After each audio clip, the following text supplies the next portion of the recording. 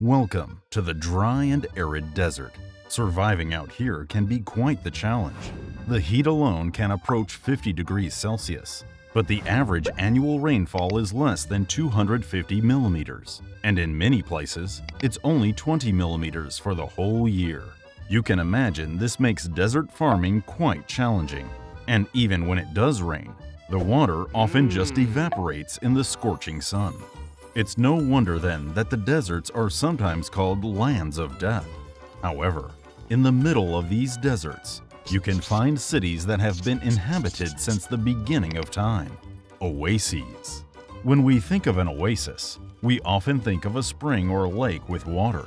But an oasis actually includes any collection of agricultural or residential areas built around a body of water in the desert.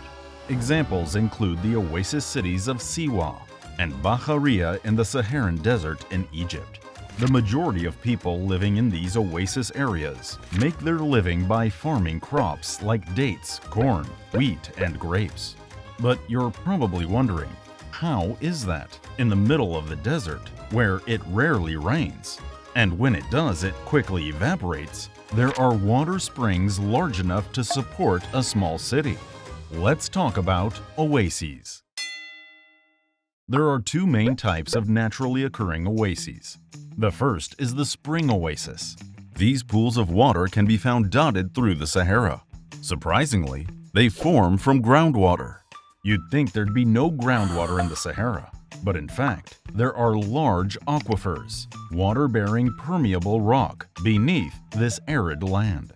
Over the past tens of thousands of years, small amounts of rain have seeped into the ground, creating these massive aquifers.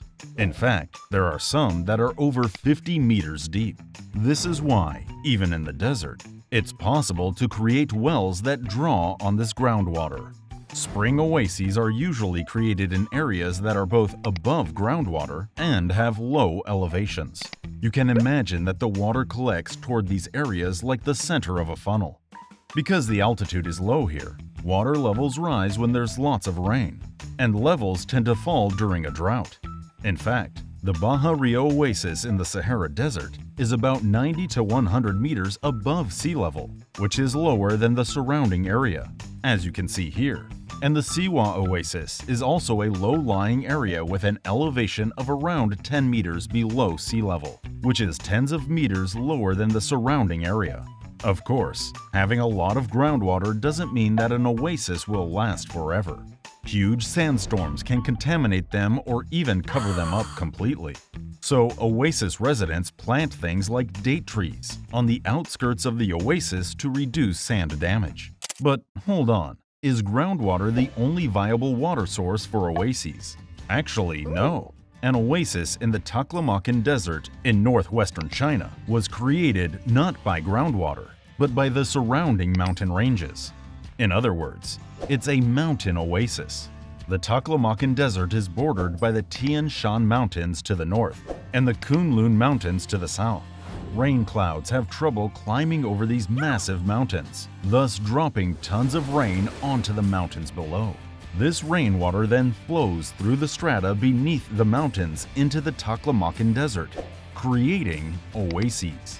So most of the oasis towns in the Taklamakan Desert are located on the outskirts of the desert, at the base of these mountain ranges. But what's even more interesting is that oasis cities like Kukwa and Lowland in the Taklamakan Desert were more prosperous than most other cities around 2,000 years ago. That's because they were centers of the Silk Road, which connects the east to the west. The small oasis towns of Taklamakan were crucial stops for traders crossing the desert along the Silk Road to quench their thirst and rest. This allowed them to grow into large, bustling cities. In fact, the Chinese history book, the Book of Han, written about 2,000 years ago, tells the story of an oasis city called Kukwa that was home to nearly 80,000 people and incredibly prosperous. Without oases, the historic Silk Road, a trade route connecting the East and the West, likely wouldn't have been possible, and deserts would have become true lands of the dead, where no one could live. Oases, springs of life created by Mother Nature. It seems these places can also help us realize how precious and great the element of water is. Science is a window to the world. And this has been Science Dream. Thank you for watching.